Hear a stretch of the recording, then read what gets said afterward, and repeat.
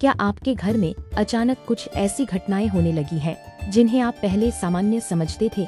धार्मिक और वास्तु मान्यताओं के अनुसार कुछ शुभ संकेत माँ लक्ष्मी की कृपा और घर में सकारात्मक ऊर्जा आने से जोड़े जाते हैं। आज जानिए ऐसे 5 संकेत जिन्हें हमारी परंपराओं में विशेष शुभ माना गया है। संकेत नंबर 1, सुबह शंख की ध्वनि सुनाई देना। धार्मिक मान्यताओं में शंख को अत्यंत शुभ माना गया है। अगर सुबह के समय आपके घर या आसपास शंख की मधुर ध्वनि सुनाई दे तो इसे सकारात्मक वातावरण का संकेत माना जाता है। वास्तु की दृष्टि से भी सुबह का शांत और सकारात्मक वातावरण घर की ऊर्जा को बेहतर बनाने में सहायक माना जाता है। इसलिए सुबह घर में पूजा, दीपक और सकारात्मक वातावरण बनाए रखना शुभ माना जाता है। संकेत नंबर 2, सपने में सांप या नाग दिखाई देना। दूसरा संकेत है सपने में सांप या नाग दिखाई देना। कई धार्मिक और लोक मान्यताओं में नाग को विशेष आध्यात्मिक प्रतीक माना गया है। कुछ परंपराओं में इसे परिवर्तन, शक्ति या शुभ संकेत से जोड़ा जाता है। लेकिन ध्यान रखें, हर सपना भविष्य में होने वाली घटना का निश्चित संकेत नहीं होता। इसे केवल धार्मिक मान्यता के रूप में ही समझना चाहिए। संकेत नंबर 3, उल्लू दिखाई देना। तीसरा संकेत है उल्लू का दिखाई देना।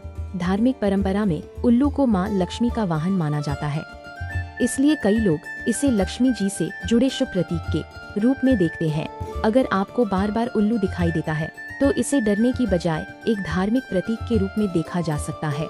साथ ही यह हमें धन के साथ विवेक और समझदारी से काम लेने की सीख भी देता है। संकेत नंबर 4, रास्ते में झाड़ू लगाते हुए दिखाई देना।